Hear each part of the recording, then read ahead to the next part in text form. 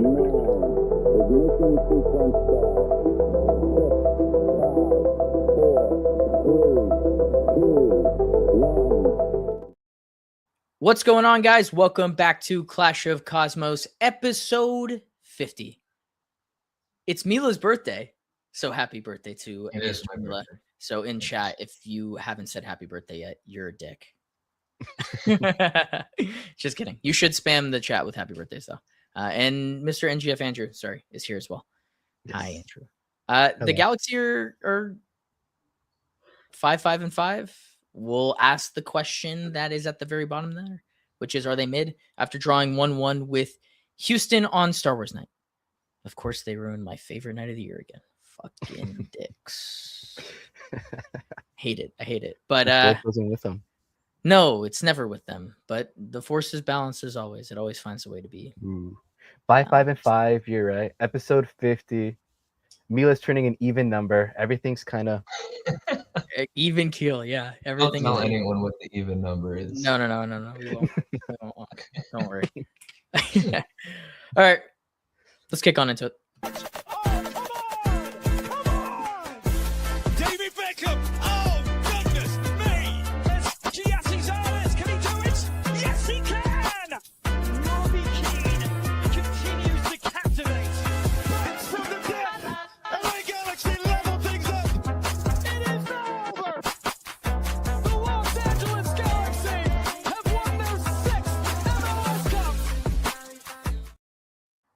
Alrighty.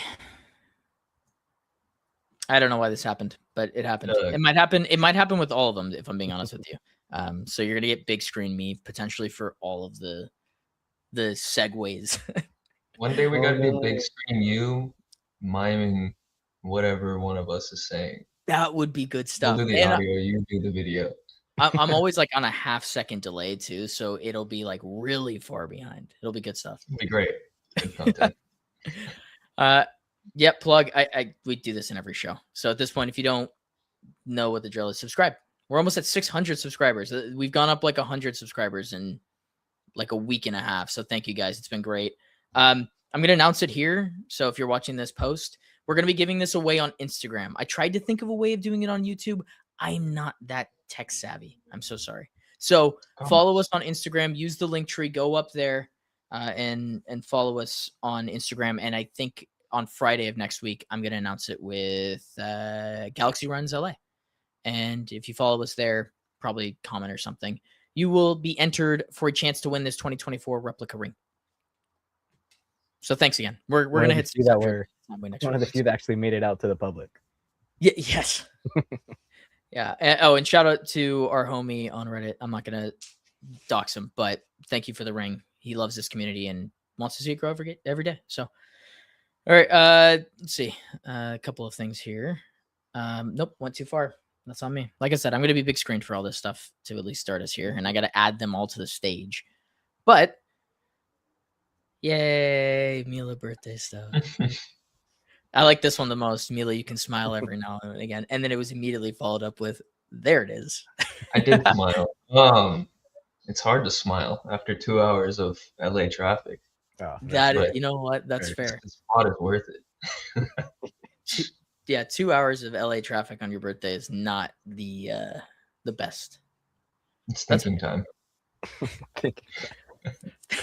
Reflecting on the year. I forgot to mention it. There are super chats available now. So if you feel inclined to giving us money because you think we're cool or you hate our guts. I don't know why you would give us money if you hate our guts, but thanks. Yeah, I don't know how to, I don't like asking for money, so I'm not going to do it. If you feel the obligation to give us money because you are like a super nice human and you want to see us grow, thanks. We really do appreciate it. I'm never going to ask for your money. It's not how we do things here, but I will promise, like I promised in all the other videos, like if you do give us money, it's going directly back into the podcast to boost and sponsor and do hopefully cool events down the line. We're never gonna take your money.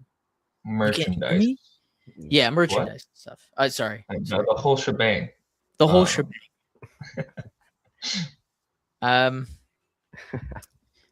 trying to push off talking about the Galaxy because I really don't want to, you know.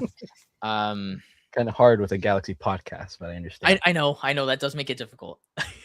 We can start talking about stars, stars and planets. Stars and planets, right? Yeah. Andrew, did you do a rewatch of this one?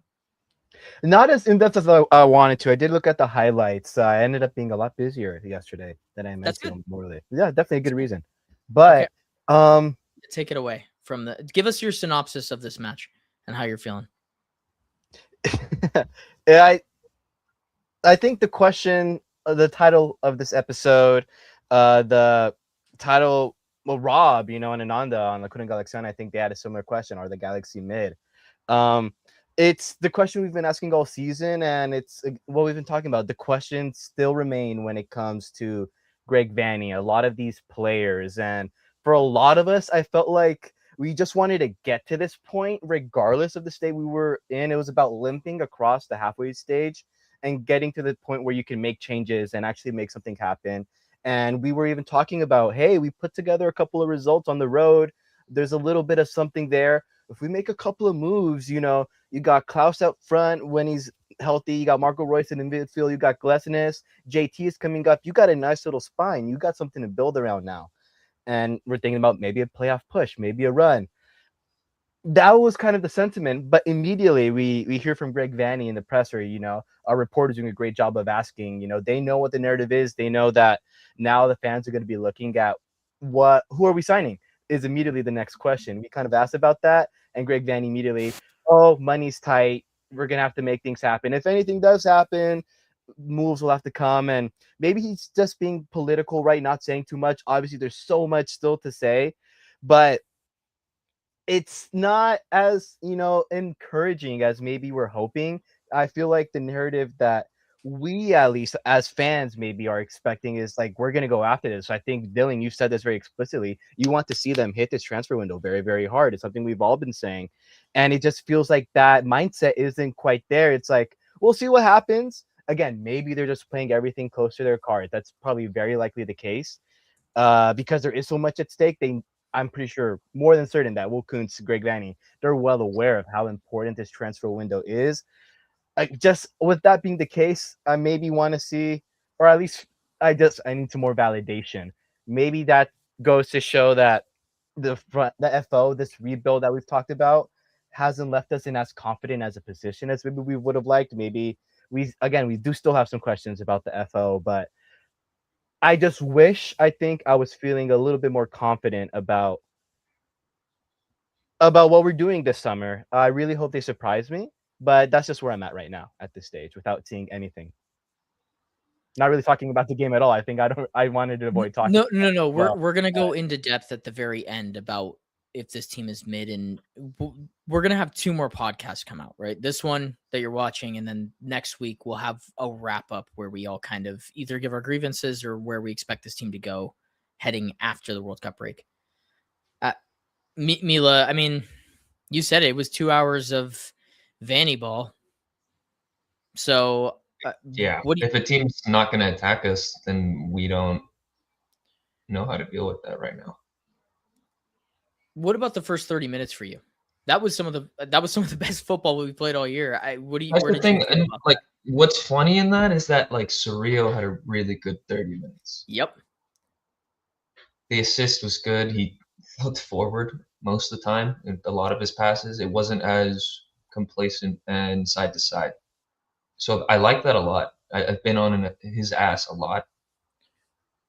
And it's not none of these guys that I think they're complete garbage footballers. It's that Vanney clearly has some affection for them. So I think fingers get pointed less at them. Whereas now the fingers need to be pointed. If he's not playing well, he doesn't deserve to play. Played well for the first 30 minutes. He looked positive. He looked like he was trying to create something. And that's not necessarily his primary role, but that's what we need in games like this. The Royce Pec connection is very pleasant, and it's been getting stronger and stronger every game. I thought Royce did a good job of making chances out of half chances. I think there was one in particular was like a little flick back, kind of like a back heel. He tends to do, I feel like, one of those a game, but this one set up an opportunity for a shot. It didn't come off, but that stuck out to me. Man, no one really played bad. Is what my thought is, but also we needed a little more out of some people. I thought for the goal in moments, that Glesnes hack looked like they were running through quicksand or like cement. They looked really slow to react, and that led to just a really good shot coming off. And JT couldn't make the save. He's been very good this season. Yeah, in terms of the game, like it wasn't anything crazy. We did have good moments. I know someone commented about the substitutions. Which substitution are we really talking about? Because to me, Winder didn't do much in this game, and I don't necessarily think Surreal had a great game when he came on. But then you look at Tommy coming out, Royce dropping, Nasi coming in. Like I don't think that move necessarily did anything. And then Cuevas, who I think has been atrocious this season, outside of his one stint at left wing. I think they put it good that Vanney ruined the game with that. I'm not really sure what else he could have done, but it's clear that these substitutions are detrimental to us, and it happens on a game by game basis. Yeah, this was a tough one for me to really handle, because I think in all of like what you guys are saying and what I was saying in my 5 things is like I just felt like, and I feel right now I just feel meh about this team and this performance, because 30 minutes we played some of our best football. We didn't capitalize on a couple chances. And then we had late half struggles again, and we dropped 2 points when we probably should have won and picked up all 3. And looking at this result in a vacuum, it's not a bad result. Beating or drawing to Houston isn't a bad thing. They've been a decent team all year.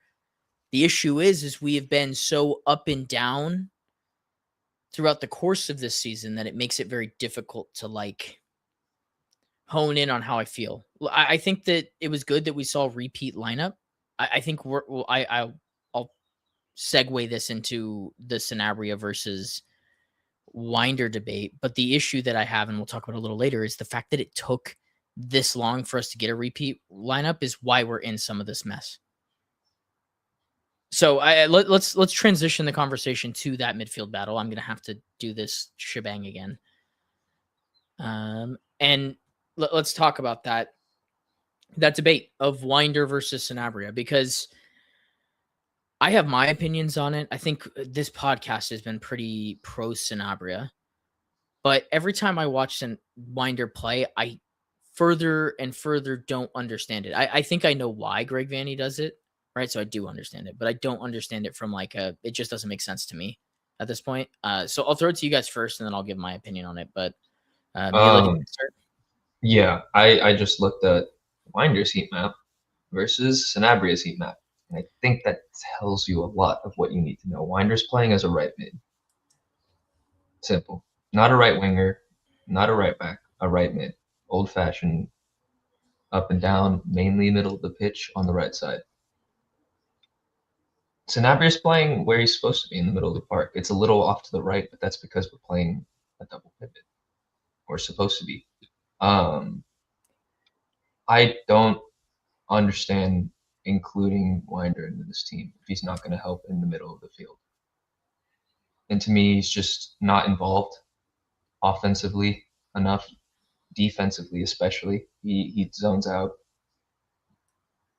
I don't see what he offers. And again, Sanabria has had good moments. The last game wasn't the best, but he needs consistency to build on that. And whatever Vanney is seeing in Winder is not translating to the pitch. Yeah. I guess to piggyback off it, to me, it's a misappropriation of Winder when you look the way I feel like Sanabria, even though when he's not played all the time, when he's played, he does get in. He's allowed to be in the positions that I feel show some of his best qualities. Uh, when I look at him, especially in a trio with, let's say Royce, for example, but even with Surreal, we've even seen it with Winder as a partner, but he'll get into like this high kind of almost a winger role where he plays kind of in an elevated position to combine with a player like Paintsol, to combine with a Marco Royce, but he's kind of elevated. That's where I find that Winder has, or at least has had a lot of success as well. When he has some of his brighter moments, it can be playing in that flexible attacking spot. But when he has to play more defensively, or when he has to do a lot of more of the other side of the ball in midfield, which again, playing as a midfielder, you do have to do a lot of that. And that's where we see him get exposed a lot of the time and just ending up being that vacuum, that void that we've kind of been trying to figure out how to solve for a lot of the time. So it's him not fitting within the team. He has a skill set, at least at this level, to do a very specific job. I think in the USL he could play. I think more flexibly, he can do more of a defensive job, I think, in the midfield, but he kind of feels out of place a little bit in the MLS level midfield. Like he can't get that step in time. He's always just a little bit behind the play. He's always getting close a bit too quickly. And again, it's just he's either not used in the right way for this level. I think he has to play that specific role. He hasn't been playing it, so he's been exposed a lot, and that has hurt Sanabria because it doesn't give him the chance, again, like Mila mentioned, to develop that consistency. So it's a question of why is the same question that Mila asked. Why is he in the team if we know what his qualities are, and they're not what Greg Vanney wants to use him as. So it's just again confusing. It's yeah. Confusing is the right word. And what makes it even more confusing is Sanabria is a U22 player. We've talked about how you have to hit on those spots, and Sanabria makes one mistake, or Sanabria doesn't do the exact perfect thing, and he gets benched for 4 games. Winder can make the worst blunder I've ever seen, or not track back after making the mistake, and he just gets free license to get right back into the squad. And like you guys are saying, like I'm happy that we had a consistent lineup, but I think even a couple of games ago, Mila was like, "Why is Winder playing?" And look, I have nothing against Winder. I just think that he's just too raw for this moment in time. And the idea that like we brought Winder in as a developmental piece where he's supposed to be getting the minutes that Sanabria has been getting, those sub minutes, the like, here's the appearance minutes. We brought Sanabria in to fill Mark Delgado's role. So what's the point? Like, this is the disconnect that I have, and this is really the issue that I have with the current Greg Vanney situation and why I think he should be sacked is either you go full Vanney ball and you give him whatever the hell he wants, or you don't just get stuck in purgatory. Like Sanabria is a player that's stuck in purgatory because Greg Vanney doesn't like that I'm going to call him what I think he is, which is an agent of chaos. And that's what I think this team needs. Is a player that's not going to be safe, a player that's going to get stuck in, a player that's going to be running all over the place. He might be out of position every once in a while, but this team has not told us that we should be possession based. The key stat for Winder, and I'll let you kind of take over here, Mila, but the key stat, and it's the reason that he continues to start for Greg Vanney, is Elijah Winder had 38 of 38 completed passes. Yeah, but I just that perfect statistic, because I was just about to say that Winder is the opposite end of the spectrum. If people are calling Sanabria headless chicken, like Winder's too safe. There's not enough initiative that comes from his game, and there's not enough dog defensively to overwrite that. In terms of what Sanabria has that Winder does not, I do think it's the physicality, that willingness to get stuck in and just to run through someone and get a goal. It's happened multiple times. And to me, it's like Dylan was saying, like no ill will against either one of these players. But to me, if Surreal is going to be this mainstay in the team, then we have to build the team, the midfield. to support that. If Surreal's always going to be in the squad, I don't think Winder complements Surreal. I think the heat map is a perfect example of that. He's literally running away from Surreal, which makes Surreal have all this emphasis in the midfield, all this attention on him. Yep. And we've seen what happens when he gets too much on his shoulders. He's not that level yet. So if we're asking for a guy to help out Surreal, who's going to play every freaking game unless he's banned, then I think it has to be Sanabria. It cannot be Winder, because for a guy that should be basically a 6'8" hybrid, like Winder feels more attacking to me, more control, and get the attack going. We don't have the luxury to put him in the midfield at the role he's been playing, unless we want to ask an Eric Tommy to play that 6'8" role, which I really don't. I don't want Royce playing that role. Am I missing anyone? Nope. Parente? We're low on options, and this was we got to the work case with what for we Gaza. have. But then again, I Yep. think it just goes back to the Vanney conversation of if Vanney's not getting the best out of what we have, and we're out of money, then there's a very cheap and easy solution to get a change going, and it's to sack Vanney. So, yeah. No, you're right. This is what frustrates me the most. I've got another stat here because SofaScore is great. In the only 30 minutes that Sanabria played, he carried the ball for 116 meters. Wow.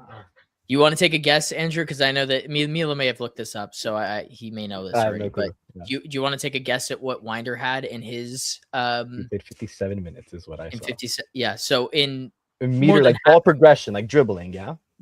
Carrying the ball. I mean, the way you're framing it, I'm going to say 70. Maybe half. Almost right on the nose, 71.1. So in double the minutes, Sanabria had nearly like what are we doing here? So he's a better ball carrier. He's a better agent of chaos. The short passes are less convincing to Greg Vanney. Let's just be honest. His 5-yard pass goes awry one too many times. That's too many. He had 2 misplaced passes. I don't really know which ones those are, but 98% to 100% is not that much. his total progression numbers, Sanabria finished with 32.3. So the actual like forward progression numbers that he had, not just like carrying the ball. How much did he do? How many 32 meters. So, Winder finished with negative 0.3. Like it's wow. These numbers are not like, look, I am a stats guy. That's what I did for my profession for a little bit. Like sometimes they're so eye-watering that they hit you in the face. And even if it hits you in the face as hard as humanly possible, sometimes coaches just like the eye test more. And for me, this is what it is Winder meets the eye test for Vanney more than it does Sanabria. Sanabria is not the prettiest player. He's not. No, but like also it's not like Winder's like awe-inspiring every time he touches a pitch, and like he's not Ryan Cherky. He's not fucking up and also doing fantastic. I almost want to reframe it as like a mentality test. Why Greg Vanney trusts that Winder is like more mind control. Let's say he knows maybe a little bit more what he's getting. It's the goalie conversation, but he has it in the middle of our fucking picture. Like he'd rather our 8 right now, we just don't talk about him. Like if he doesn't get brought up in the match, he's just that safe. We're good. But Sanabria, who, you know what? Like I said, he's going to have an errant pass in his game. He might have an ugly tackle. Sometimes you need that. I mean, you get bogged down in this melodic, like almost pragmatic play where you're just passing side to side. And honestly, this is like a very basic take. And a lot of people look at it and they're like, yeah, that's what we're all feeling. But it's more than that. Like Winder is actually proactively going backwards every single game. He doesn't want to lose the ball because he doesn't want to lose his spot. And I don't blame him. That's the way I see it. And I don't blame him. Exactly. And I don't blame him. Why is he even starting in the first place? Because I Greg don't get Vanney it. does all roots go back to Vanney for me, and this is why I I've been know. consistently Greg I Vanney know. out. This is why we It all was have. more of a rhetorical. No, I know. I'm sorry. I'm just this Can conversation works me up so much because it's like, why the fuck do we keep hitting our head against the wall? can I rage bait you then a little bit? I want to Yeah, maybe let's do just it. advocate for the devil. A thought kind of came across my head. If we've been asking for the Galaxy, well, I guess even now I'm saying it like you don't want to be a possession-based team. Wouldn't it Then make why do you sense keep to playing the guy have? that's safe? Yeah, never mind. Forget advocating for the devil. I'm with you, Dylan. No, As soon as look. I said it out loud, it doesn't make sense. Shout out to the Lacuna guys because Rob asked the question to him, and Greg Vanney even answered it with, "Yeah, I've seen the stats. We're better when we hold less possession." And then he doubled down with, "I'd rather be at 54 than 45." Like, I'm sorry, guys. Like, I don't know what to tell you. We're going to be consistently where we're at if Greg Vanney continues to make these decisions. And that has to be. I mean, I'm trying to understand it because I don't think Greg Vanney is like he's a smart guy. He's not going to make a dumb decision just to make a dumb decision. But that feels like a dumb decision. That feels like an ego thing. Big number better. Like It feels very, very egotistical. It's control. He wants control. It's basically he's being a freaking it's my way or no way. I Apparently. want to pull that thread a little bit. In 2024, when things were great, I was in the press conference, Western Conference semifinal. This was the game against Vancouver. I asked Greg Vanney. I was kind of, glazing him a little bit, like, hey, people came at you hard, but now things are going great. And how satisfying has it been to, stick to your guns and see the result? And he said, yeah, as a manager, that's what you have. Your ideas, you live and by that. You live and die by that. And I think that's fine. And in the moment when you're winning, you have all the right to say it. But now when we've looked at the numbers and has admitted that he's looked at them, that he's understand them, I don't think you can say that anymore. As if you are a manager and you live and die by your ideas, Greg Vanney has died in 2025. I think that's it. I don't the think thing. Like I'm totally okay with a manager living and dying by the sword, but there has to be repercussions when it does not go the right way. that's what I'm Th- saying. So He this that's is- died where at I kinda 25. I'm It's very this is- 80% Vanny's fault, 20% front office. Because Yep. they have to axe him. Unless there's some greater plan and we have some miraculous coach lined up, then I don't see the point of holding out. This is not someone I mean maybe I'm wrong, but I don't No. think he means that much to the club where we can't axe him because we're Nobody should. underperforming. Nobody think should be mean bigger that than the much. club. Yeah. No one, yeah, he shouldn't be. And it's like, what is there hope that he'll turn it around and will become some dynasty in the MLS? Yep. That's what they're hoping out for. That's Doesn't what it feels like. happen. No. I think of Captain Rob came out whenever and said why it can't happen. People have to take pay cuts when they want to build a dynasty. It's not sustainable. Mhm. This is not the league for that. You can't be Man City. You can't be Man United. Like, what wants to be the Real Madrid of the MLS? Like, it's not possible at this current moment in time. We cannot play one way. We have to adapt season after season, like every other fucking team in the league. Right. And Vanny just spits on all of these ideas. Yeah. You know what? Let's move on to the question because I think we're already getting into that dialogue. I think if we all had to put a vote out, it's Sanabria. We would start Sanabria after the World Cup and just go from there. But oh wow, you get to be the big picture this time, Mila. Boy. Nice. Oh, well, are the LA Galaxy mid? Are they mid? Who wants to go first? You go. I just have one quick thing to say. Mid feels generous. I think Mid they feels are generous? mid, but that it almost feels just considering the past couple of years, I think it does. Yeah, we're mid. I think. I think we're getting stretched in so many directions, and it's weakening our core.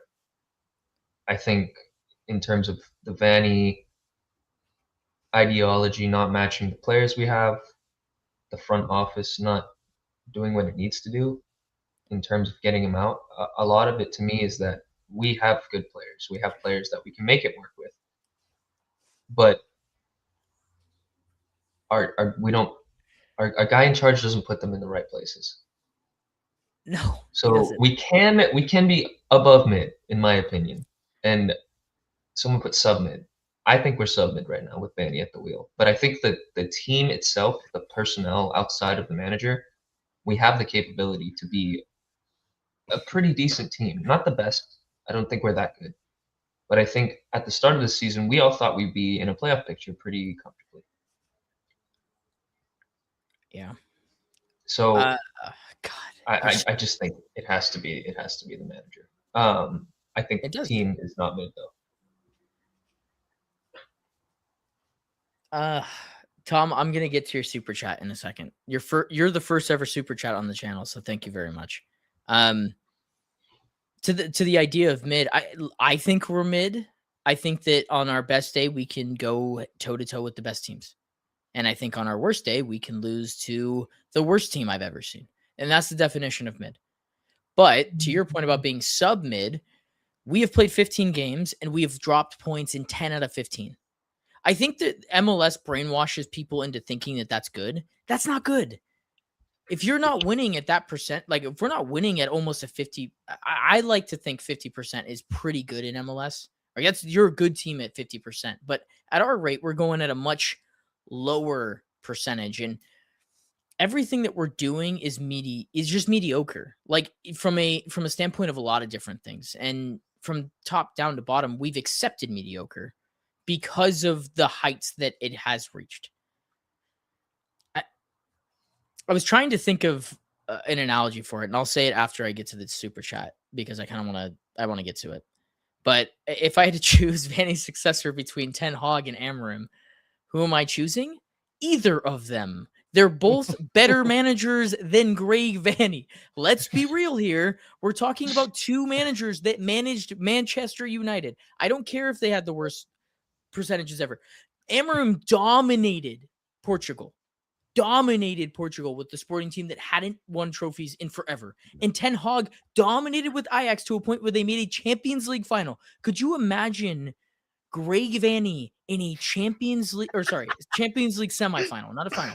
It would be fucking absurd. I would take either of those two in a heartbeat. I would personally drive all the way to Diggs, and I would tell Greg Vanney, thank you, sir, for all your time here. I appreciate where you've gotten us, but I'm taking the bald man or the Portuguese man, and I will suffer.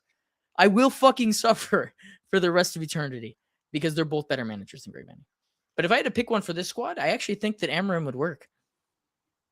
3 back. I think we have our clip, guys. We could wrap it up. That was awesome. 3 back. 3 back. So back to the Galaxy mid. I wanted to make a Colin Cowherd type of analogy, so I'm going to do it. The LA Galaxy are like the sitcom where the protagonist is in love with the female character, but they always, right at the end of the season, they always are about to make out, and then they don't because something gets in the way. That's the LA Galaxy. They are the stereotypical, like, sitcom love interest. They're going to be together. All the good sitcoms have this. It's like How I Met Your Mother, Abbott Elementary. I'm watching that right now, and that is happening right now with the two main characters. They are like at the end of every season, they're like, "Oh, we're gonna do it," and then they're like, "Nah," and they just move on. in what context is this us sacking Vanney, or is this us with the title? Us with the title, but also like we're like right on the edge of being a good team, but then we're just like not. Like we're like the whole buildup is really shitty, and then we have one moment of like peak, and then we go right back to being shitty for like an entire season. We drag it on for months on end. It's like this one. There's moments throughout the season, right, where you're like, they're gonna do it. They're gonna do it at the end of this final season, and then they don't. To me, it's like we have a really good cast of actors, right? And they can bring a scene to life at any given moment. But the writing is just so fucking ass that they can only do so much. You know what? Before you continue And you with get this, a lot of good moments out before you of those continue with shows. this, I want chat to tell us if you had to pick a sitcom or a TV show that the LA Galaxy are, what TV show or sitcom are they? I'm going to be thinking about this while you continue your thought. Andrew, I want Not you a to think about this too. I have an answer. Oh, you have an answer? Okay. I Mila, do. sorry, continue. Oh, I said Breaking Bad. Oh, oh my God. Who's Walter White? Who's Walter It's gotta White? be Vanney, right? He was the good guy, and now he's becoming the bad guy. Little by little, every episode. I mean, And so we're all then Skylar. does that yeah. We're all Skylar. I really am Skylar.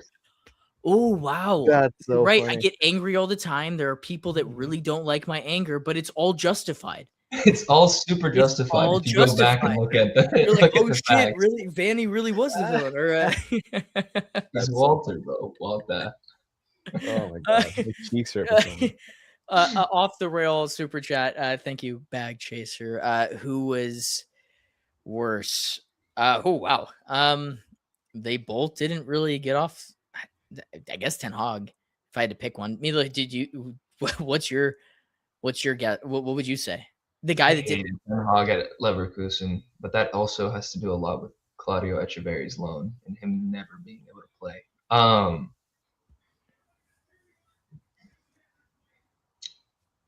There's more pressure on Emery at United, so I think it's more expected. Yeah. The Leverkusen move, even though it's post Alonso and the Invincible season, I think Ten Hag should have been able to deal with that a lot better than he did. Yeah. They still had a decent squad to work with, and yeah, I'm gonna go with Ten Hag at Leverkusen for that one. I am too, Andrew. I mean, I don't know how in tune with that situation you were. So no, this would be like asking Trump about politics. So I'm gonna keep quiet. I'm also going with Ten Hag. I don't even think he actually coached one league game. Oh, for Leverkusen. Yeah, I don't think he. I think his preseason was that bad that he didn't coach a single game.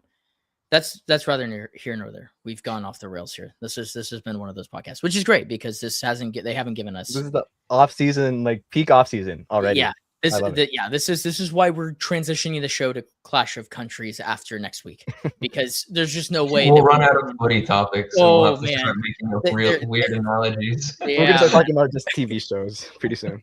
We've got a Lost reference here. I think that's a good pull. Few good seasons, and then we don't know where to go with it. That's fair. Andrew, you said you had one in the chamber. I did, yeah. I have no clue how much it's going to resonate with our audience, but I was going to say Sex in the City. I don't know how many Sex in the City fans. I can't say that I've watched it, Andrew, unfortunately. Yeah. I was going to say when you first brought this up, though, and I could very much tell that you're in a very healthy relationship, because when I think of the LA Galaxy recently, I think it's a toxic relationship, you know exactly what they are, you know exactly what it is, but you think, oh, it was so good when we first met. So you just go back to them every time. It was so good in 2024. So Greg Vanney gets a 3-year extension and becomes one of the richest coaches in the league, and everything else that happened. So that's one thing, but it got me thinking about Sex in the City because of those. It's a toxic relationship, right? Our main character Carrie in that story, she's this young lady in New York, but trying to find love, right? And it sucks. There's toxic relationships, obviously, like we mentioned, but she gets something, things are going good, and then it all falls apart. And then things look like they're going good with this guy again, and then they fall apart, and it's a whole thing. And if there's any Sex in the City fans, or mention this to your girlfriends and wives, and they'll probably get this reference. But yeah, really odd pull. It is a really odd pull. Not that it's an odd pull, because that's like one of the most famous shows ever. I just don't expect it on a sports podcast with all men. No, yeah, I really wasn't expecting it on a sports podcast, but that's okay. That's okay. We're for everybody. We're for the girls as well. Yeah. Yeah, for the girls. I don't know. We won't let him go is a bold statement. I think a lot of us are ready to let him. Yeah. We'll roll out the red carpet for him. Right. Yeah. It's like those polycules where there's like one main person in the relationship, and if they decide to break up with, I don't know if this is what kind of friends everybody has, but it's like a three-way relationship, and we got AEG basically forcing us into a relationship with Greg Yeah. Vanney. We can't leave. We want to leave, but we love LA Galaxy so much. They're really who we're in the relationship for, but they're forcing us to be with Greg Vanney as well. Sounds like Disney and Star Wars. Yeah. Oh my, it's so Love we Star have Wars. so I many hate that parallels to Disney Star has Wars. And them. this being on Star Wars night, perfect.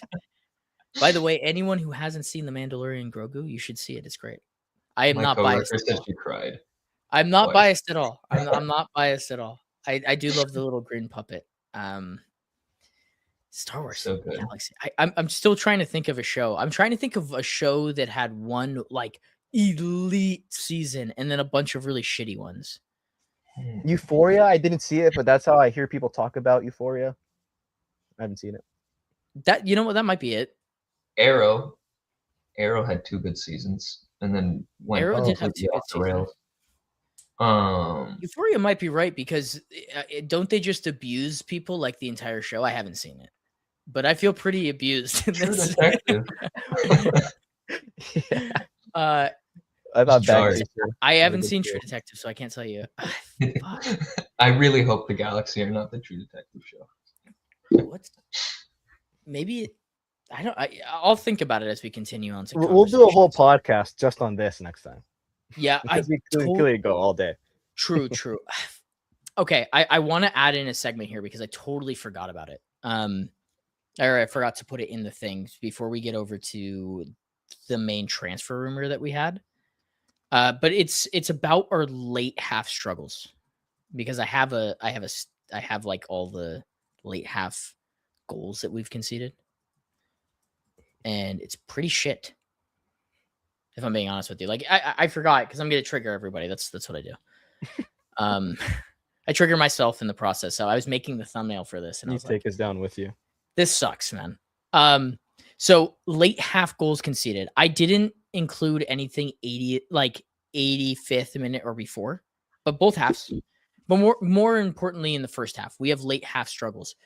So in this one, we conceded in the 41st minute to I can't pronounce his name, the Brazilian Guillermo. We conceded to Jovic in the 45th +4. We conceded an own goal by JT in the 45th +4. We conceded to Daniel Gazargo. I don't know how to pronounce it. In the 40th minute. We conceded to Uzani. That was the Austin game. In the 85th minute. We conceded to Dayon in the 45th minute, second against SKC at home. So you've got 6 games where we have conceded in and around the last 5 minutes of each half. And if I stretched it to 10, it's like 10 out of the 15 games we've conceded in the last 10 minutes of either half. When we talk about being mid and inconsistent, like you can play as good as you want on either end of a half, or you can play as poor as you want on either end of a half. If you continually get into these streaks of conceding in the last 5 or 10 minutes of either half, you kill all momentum that you have, regardless of what it is. If it's a game of you're up 2-0 and then you concede in the 90th minute, you kill a clean sheet momentum and defensive mentality going into the next game. If you concede in this one where we were up and dominating for 40 minutes, and then you concede in the 40th minute because you're not locked in, you kill all the momentum for the next half. And then Houston became the better team. SKC, I think about that game. They went up 2-0. The game was over. They went up 2-0 in the game against or at their place. It was over. Well, like this is a mentality thing for me, and I think it trickles down from the manager a little bit but it also goes on the players. Like this is the only thing where I'm definite 50-50. I don't know where you're at on this, Mila. From a defender standpoint, you're a defender. The last 5 or 10 minutes of each half, where do you think this falls to? Or like, what do you think this falls to? I have a question for both of you. Do you guys think that these goals come from defensive mistakes or a lack of being switched on from our offensive players, midfielders, offensive players? Both. Because to me, I can't really point to many times where our defense has actually made like a jarring mistake lately. Earlier in the season, I think it was more prominent, but that was when we were in and out of lineups. It's definitely not Hack was getting 2025. adjusted. They looked sluggish for Guilherme's goal, but I guess you could call that being not switched on at the moment. They didn't look switched on. They were lacking. You could also say Guilherme just had a very good move to break away from them with pace and then get a good shot off. I think we put ourselves in bad situations offensively.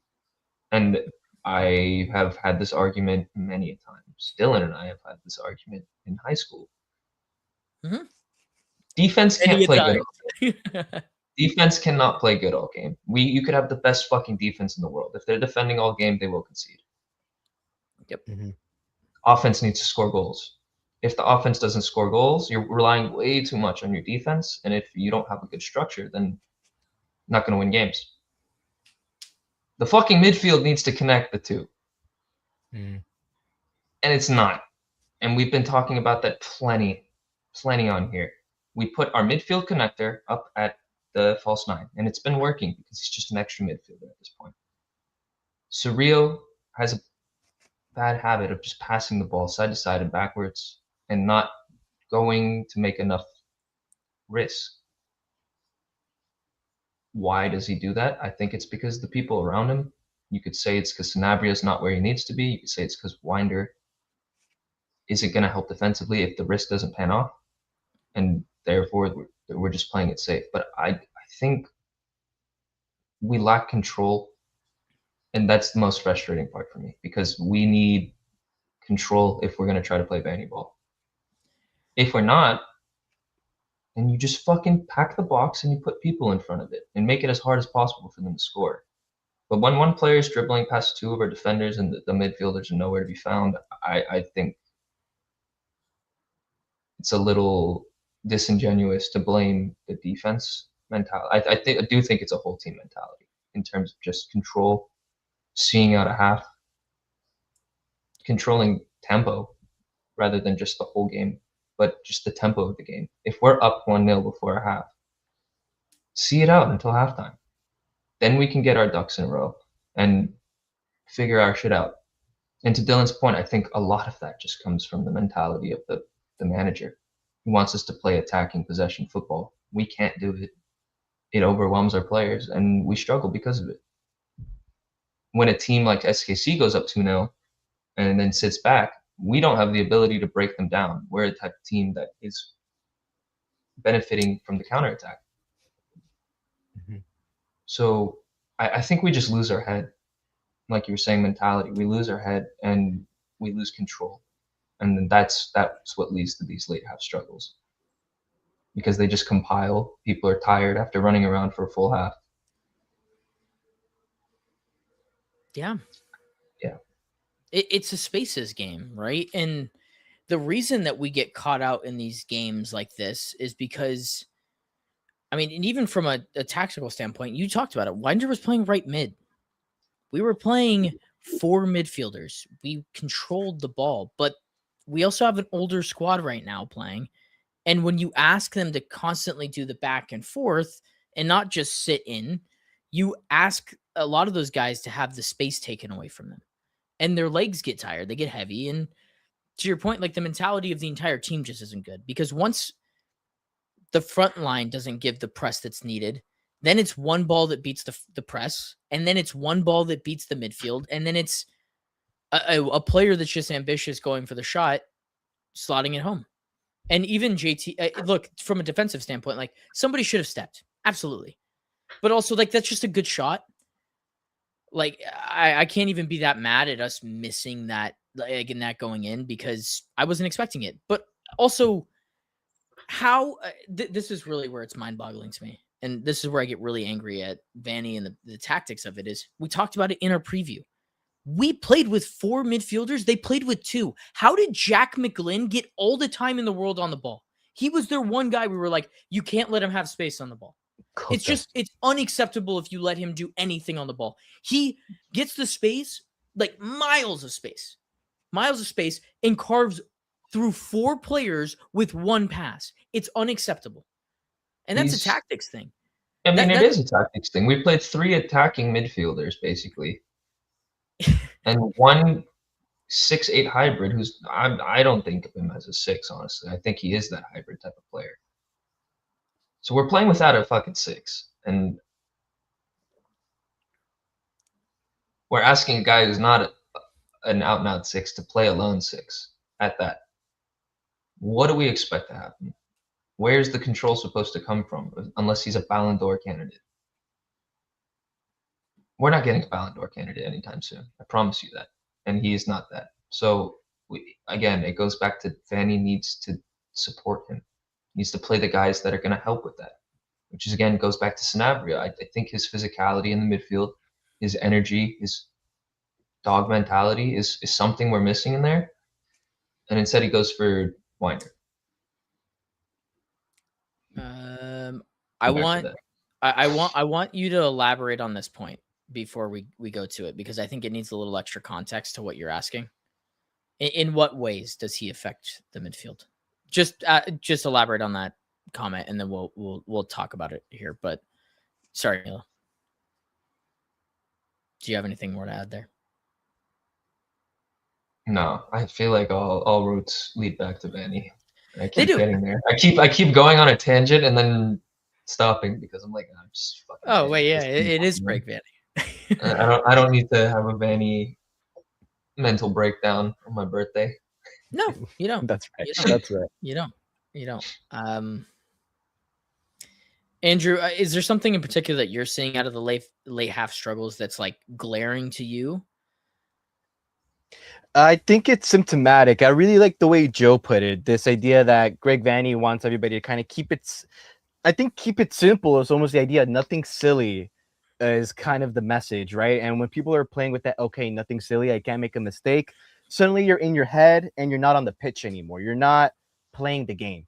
And that's what I feel like is happening a lot to players like Winder, to Sanabria whenever they do get on. It's there, and it's that apprehension, that doubt, and the hesitancy. It's what takes away those split-second decisions. That's what makes you late to the challenge. That's what makes you late when making the pass and lets you get closed down.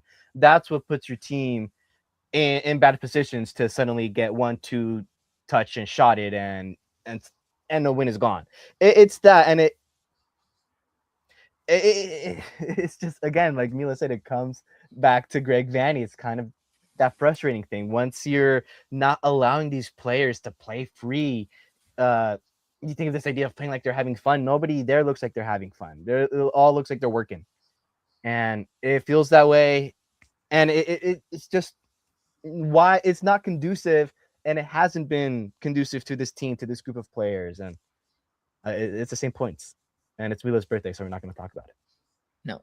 I figured out what we are. I figured out what pop culture reference we are. We are the Wizard of Oz. We are the Wizard of Oz. And I can be Dorothy if you want to be Toto, or someone wants to be Toto, or the Tin Man, or the Straw Man. I can be the Straw Man too. I don't really have many brains. But the idea of Greg Vanney is Oz. He's the man behind the curtain. But I think for a long time, the big scary thing was Ricky Puig. And he hid behind the idea that Ricky Puig allowed him to build Emerald City. I'm going to keep going with this. But at the end of the day, all the roads lead back to the Vanney Brick Road.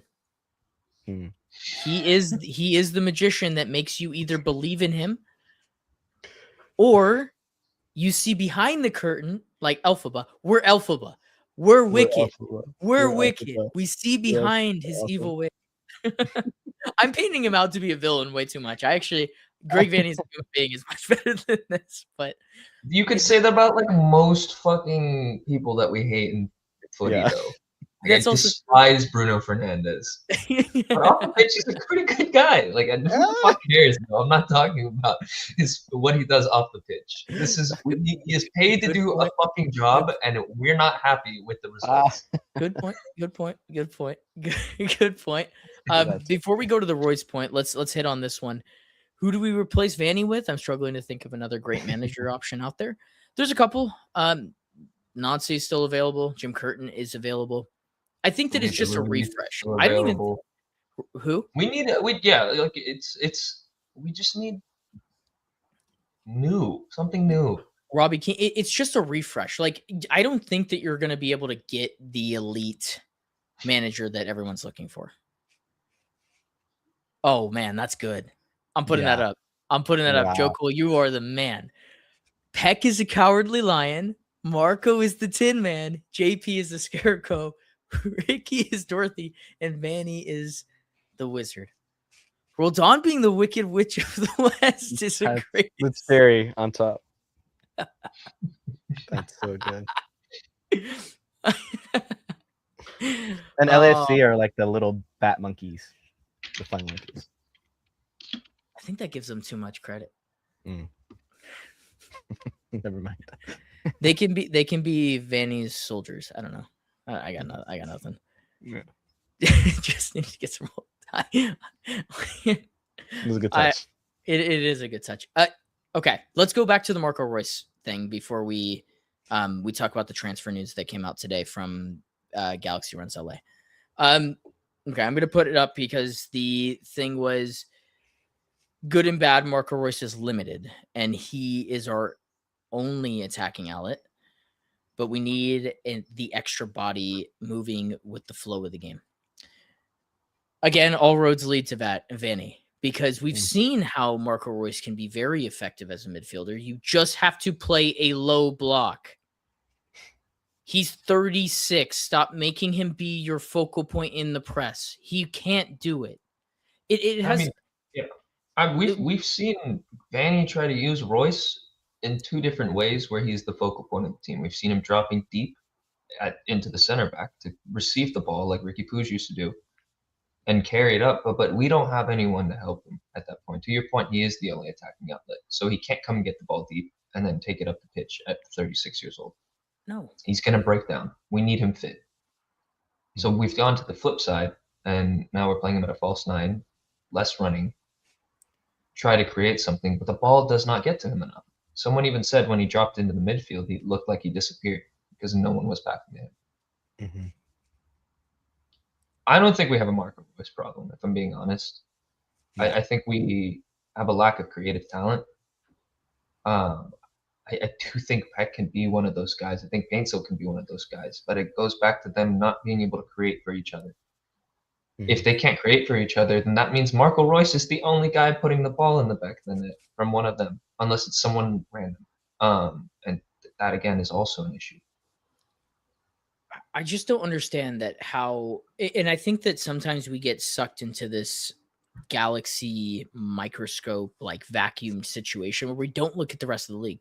How is every other team able to play with an aging superstar except us?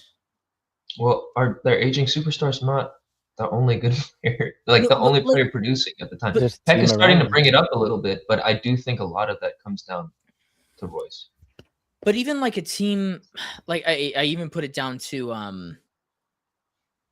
when I think of New York City, like even before Maxi Morales got hurt, like he's 38. He doesn't do the running. Messi doesn't do the running. Like everybody else, they build their team around their best player. And they say, hey, you know what? We know that you are not going to be able to run. Like Vancouver build it around Thomas Muller. Even like LAFC play in a style that suits Son. Like even they're angry right now at the way that Son's being utilized because he's not scoring goals. He's still got 9 assists. Like they still found a way for him to be effective without having him do a whole lot. Like how many players in the league that are aging superstars that we can think about right now have a better, like the team is better utilized around them or will be better utilized around them than we currently uplift Royce? I'd probably argue most of the DPs in the league. I hate to say this, but we weren't built around Marco Royce. We were built around Ricky Puig, and we kind of still were, and that fell apart again. Well, that's the main issue, though, is also that he's not right. Puig. Just to say that to that point, that's it, and I'll back out. No, I know. I think to that point, like it's like trying to squeeze your foot into a shoe that doesn't fit. And then you're gonna be like, "Ow, my foot hurts." Cinderella reference? Huh? Cinderella reference? I was about to do that, and then I was like, I don't remember the story enough. So to me, it's a Foot Locker reference. Some guy went in there looking for some fucking Jordans, and he got the 3 sizes too small because it was the only one they had in stock. And now he's like, ow, my fucking foot hurts. No shit. No fucking shit. No fucking shit. No. All right. Okay. We spent too much time on this topic. I like I said, I think we all have agreed that the Galaxy are mid to sub mid, and the reason why is not because of the talent that is at this team's helm. It's more of the person that wields said talent. I'd argue our most talented player may be gone. Big Mila for that one. The question is, in the Galaxy runs LA, I can't remember the story, and I'm not a reporter, so I'm not going to give you who it was done by or all that stuff. I'm going to tell you that I saw that it was Atletico Madrid and Napoli are apparently interested in Gabriel Pec. And we've talked about this team needing a shakeup. We've talked about this exact thing multiple times, but I think the question that I'm going to throw to you guys, and you can pick whoever wants to start this, is it time for Gabriel Pec to go? If Atletico Madrid or Napoli come in with a deal that is worth it, right, somewhere in the range of 15 to 20, do you let Gabriel Pec go, and why? I think I'm gonna say yes, just to stay consistent. It's what we said when we talked about it a couple of months ago, not too long ago.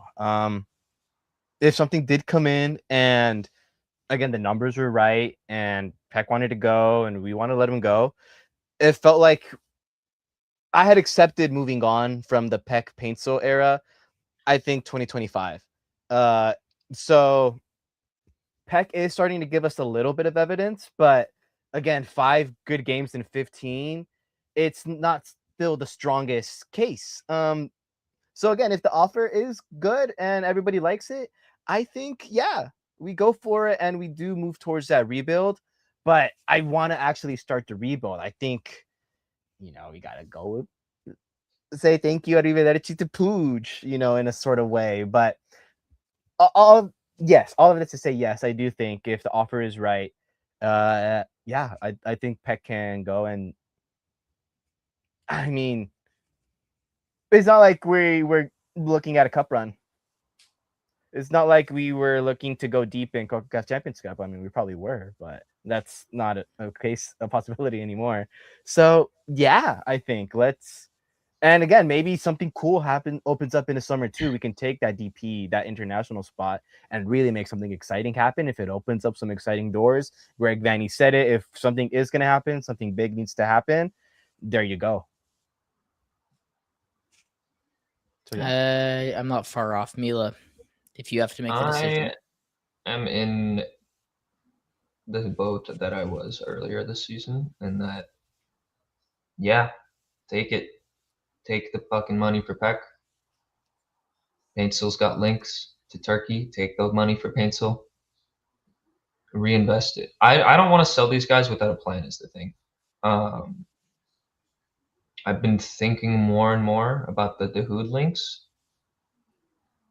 I'm liking it, just based off what he's supposed to offer. There's questions on the minutes and stuff, but if we're replacing what Peck or Paint do with someone that can control a midfield and actually fill the issues that we have there, and actually look at Marco Reus, then I'm fine with it. I do think that this is a harder question because Peck has started to pick up form a little bit. We just had a conversation about us being mid, and he's been pretty good for 5 games. And we still haven't won 2 games in a row. I don't think he moves the needle enough. I love Paintsel. I think he has all the passion in the world, but if you're not performing with a DP spot, a roster spot in this league, then there's no room for you. Again, it's not a luxury that we have. is to wait for DPs to come good. Mhm. So I think we got to blow it up if we have the opportunity to, if it's financially responsible, and if we can continue to build something with it, not just for the sake of getting rid of them. Then yeah, I'd get rid of Pec. It's a tough one. To this question, Napoli sacked Conte, so they're going to have a new manager. They might play with wingers. I think that there is interest in Gabriel Pec out there in the market, and the European market is so nuts, dude. Like everyone's got money, everyone has the money to spend things. If you're gonna pry a young Brazilian, he's gonna cost you 15. Like they don't grow on trees, and I mean it's just one of those players where he'll demand a price tag. Like we're gonna obviously ask for more.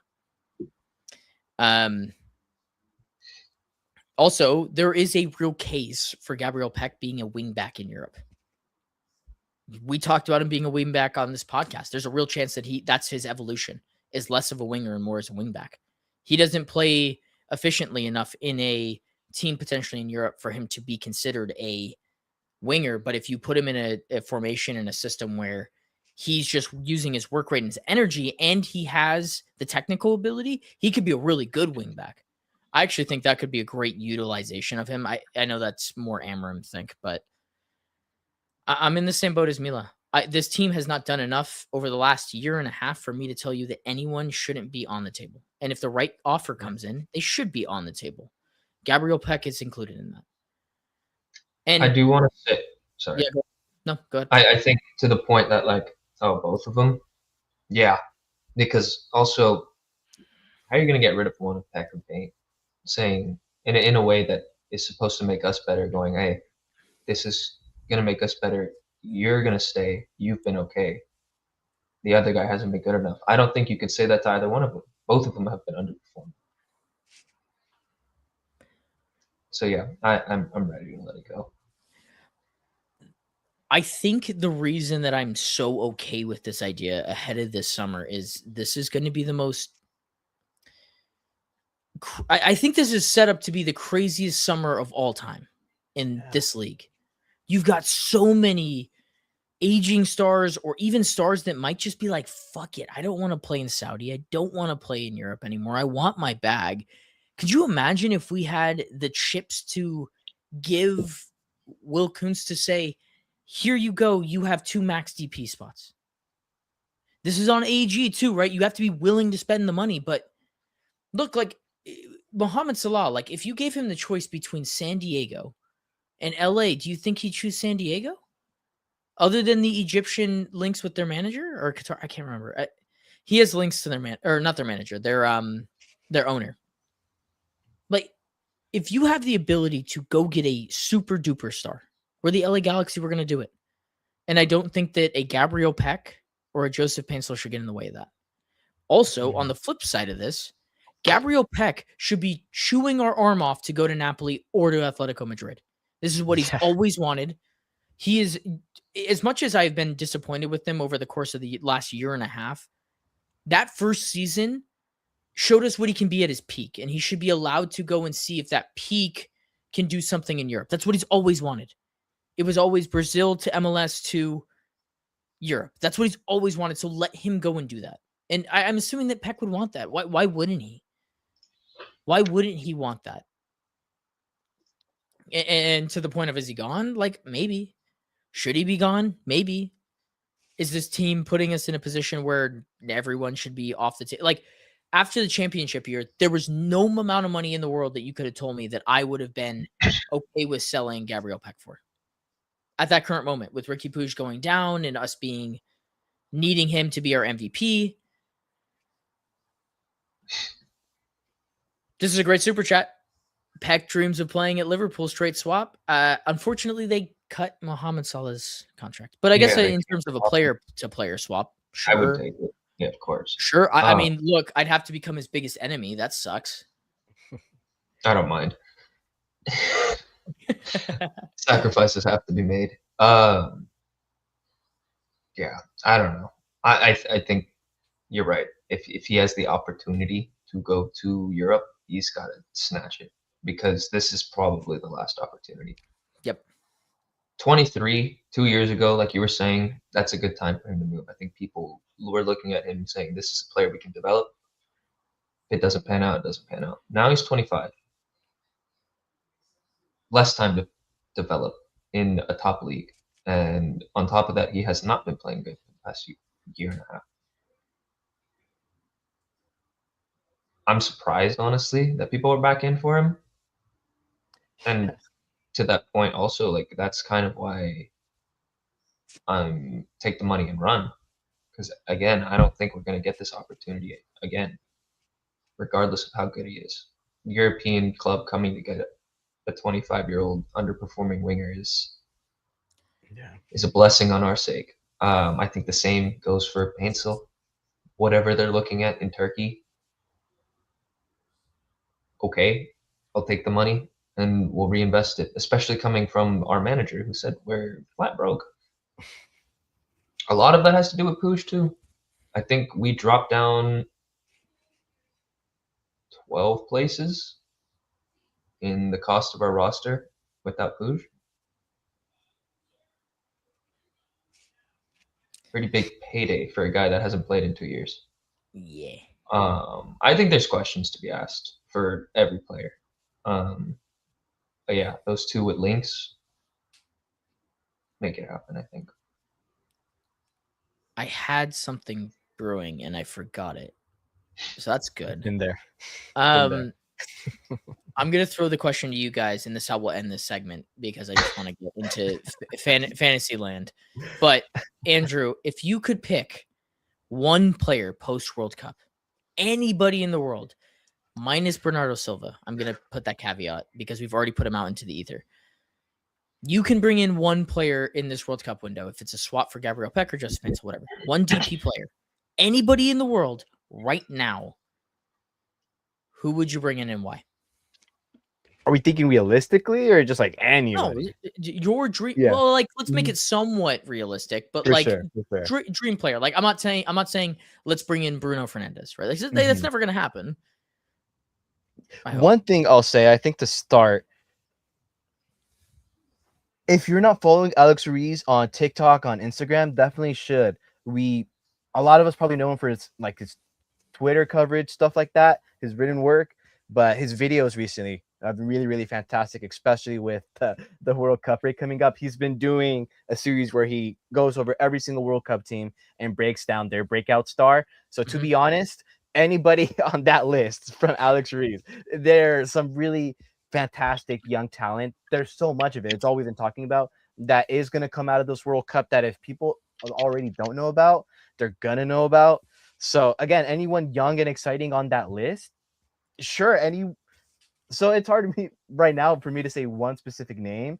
I'm just so open to, I think, anything different. We talked about any other manager. I feel like I'm open for a change. It's just I'm ready to have at least some new hope that a new player can pan out, then keep on watching the same guys do what I'm almost expecting them to do. In terms of a very specific name, again, for me, I always go back to this team has needed a middle of the park presence. We've never replaced Mark Delgado and Gaston Brugman. Those are the two examples I've continued to say kind of over and over.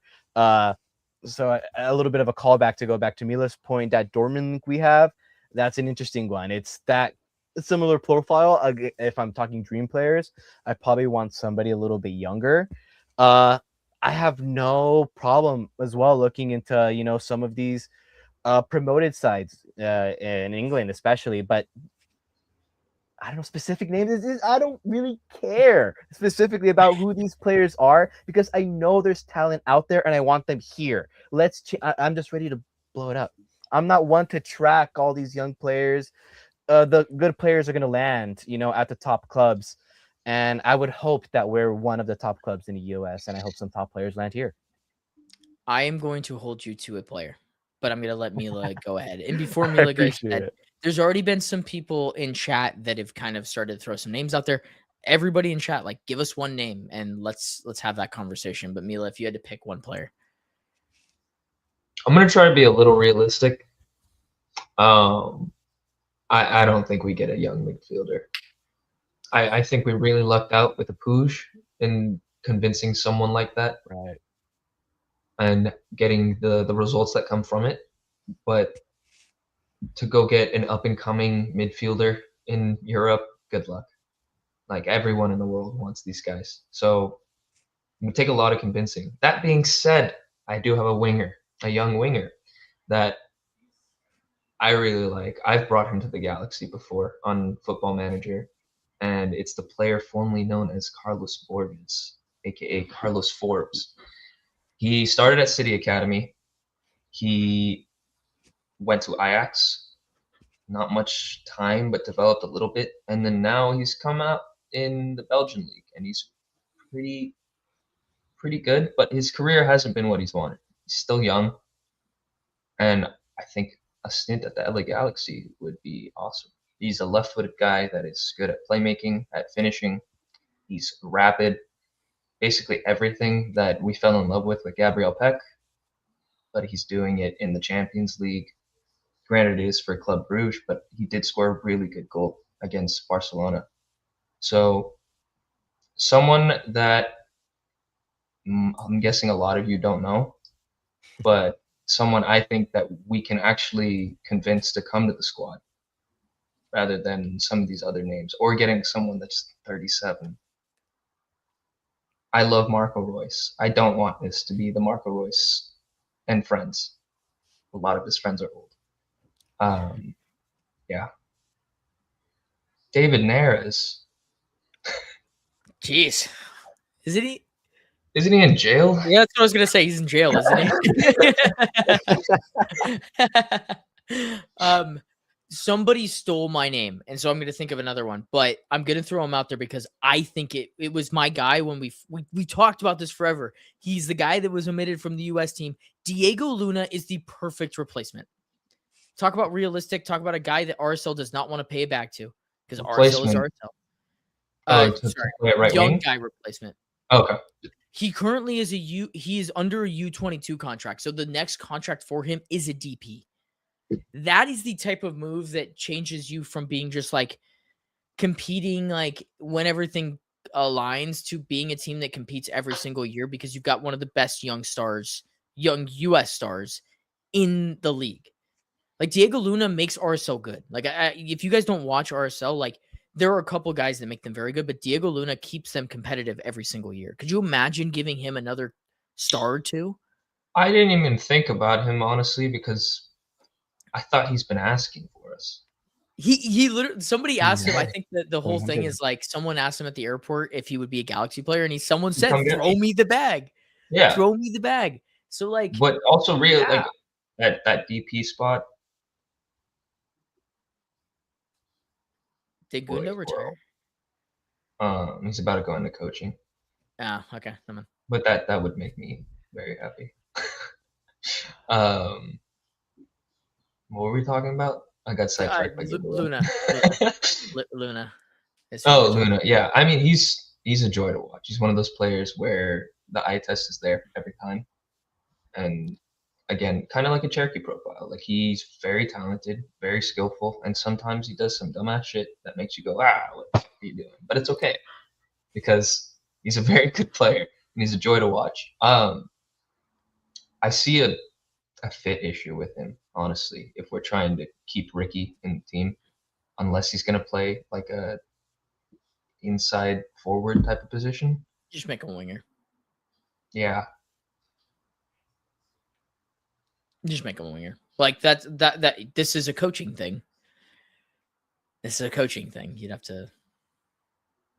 Vanney will make Luna better. How?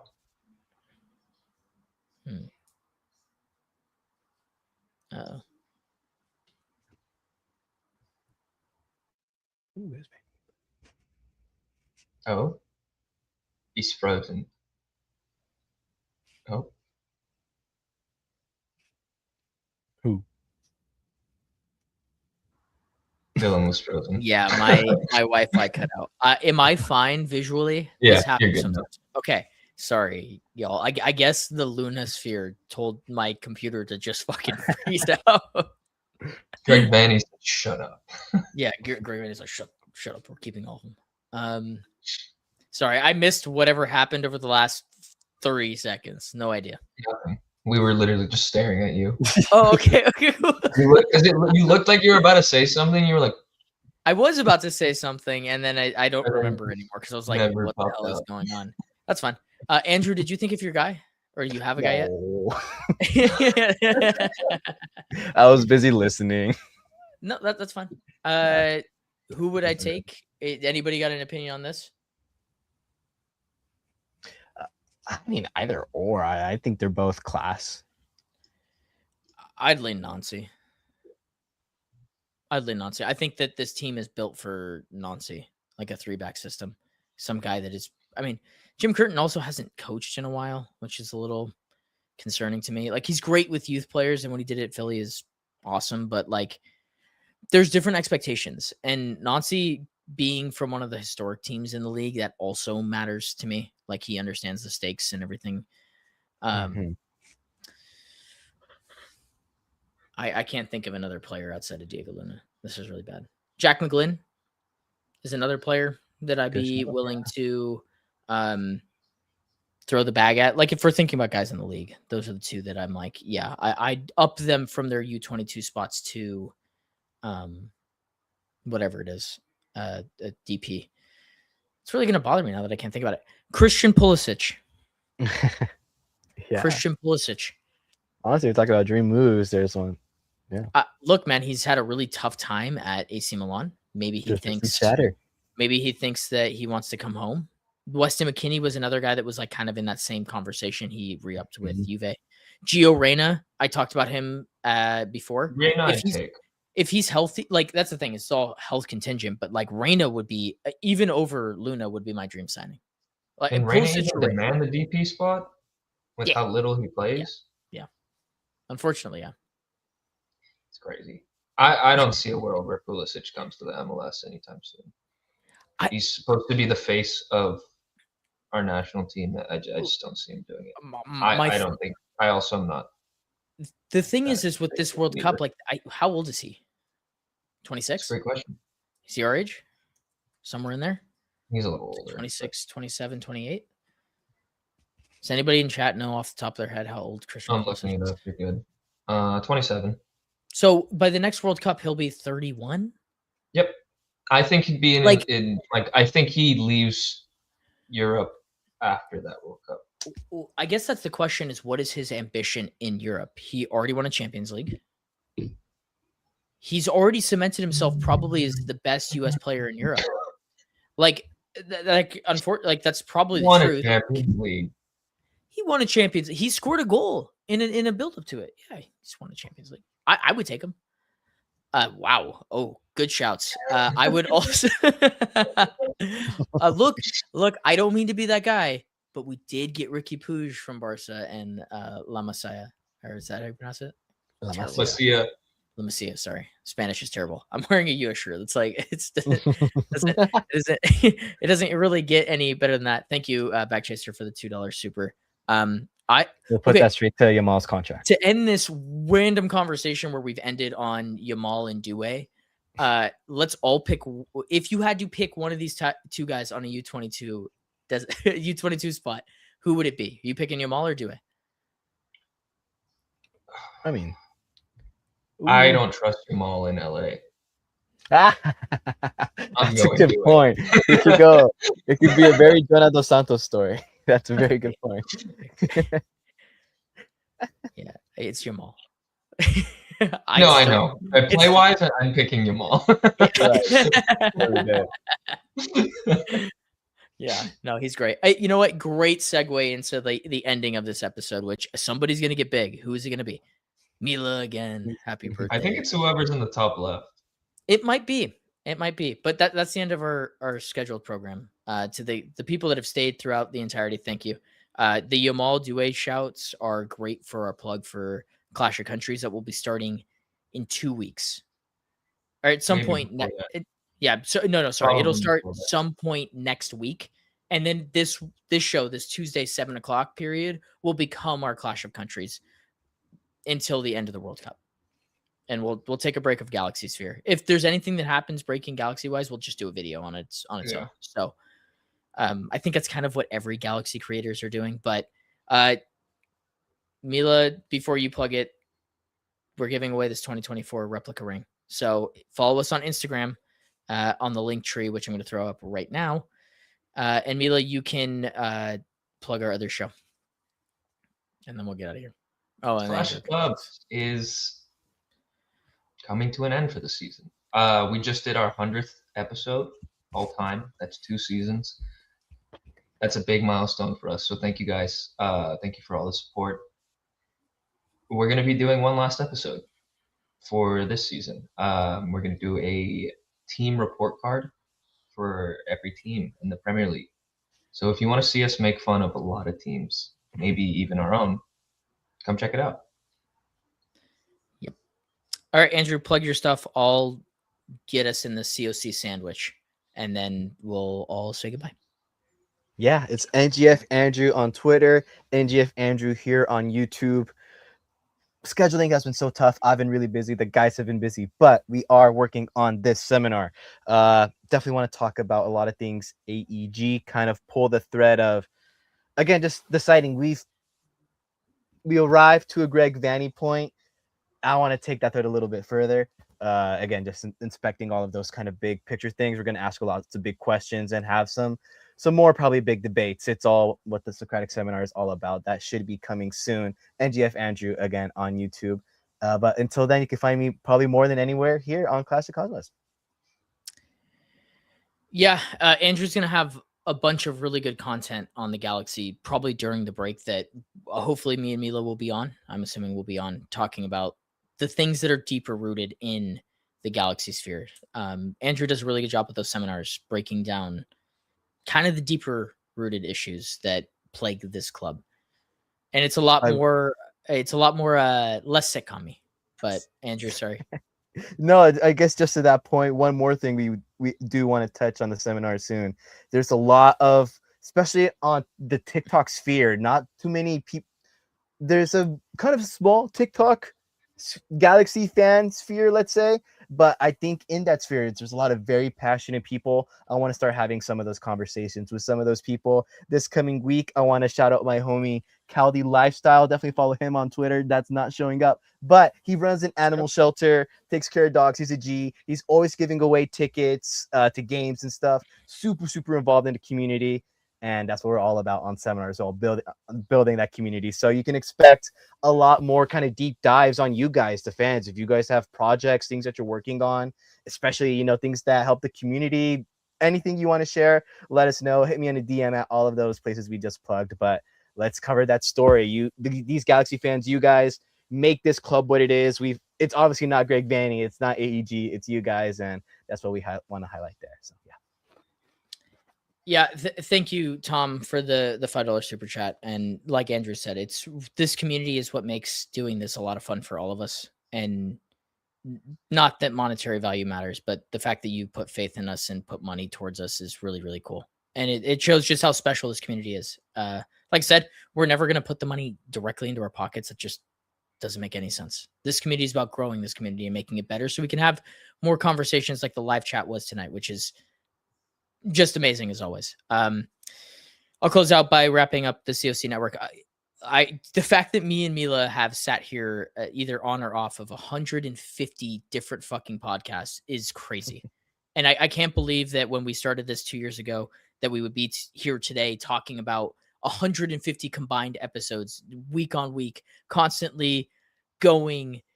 It's been awesome. And like I said, the real stars of the show are you guys. You guys make this enjoyable for us, the conversations we have on all social media and all that stuff. So to the 598 of you currently subscribed, thank you very much. And if you're looking for World Cup content, I just put out a 5 key takeaways from the US roster video. But on top of that, we've got plenty of stuff coming in the near future. Cool. You guys are funny in the chat. Wait. Sorry. This will come at some point. This will come at some point. Yep. The lives are fairly new. we just got that ability, so definitely wanted to bring it to the masses, the heavy supporters, with the Cosmos, and then cascade into Clash of Clubs. Yep. It's a lot of fun doing this show. I'm gonna end this before my camera dies because we're right about at that time. But anyways, from myself, Mr. NGF Andrew, and the birthday boy Mila, we have been Clash of Cosmos. This has been episode 50, and we will see you guys in the next one. Ballet, Highland champion. They're going to go alone. Still Pec! What a goal! It's 6. They just cannot stop scoring. The volley from Vanney. Yes! San Jose carved open with a world-class pass from Ricky Pooch. Glittering Galaxy, and Landon Donovan is the match winner.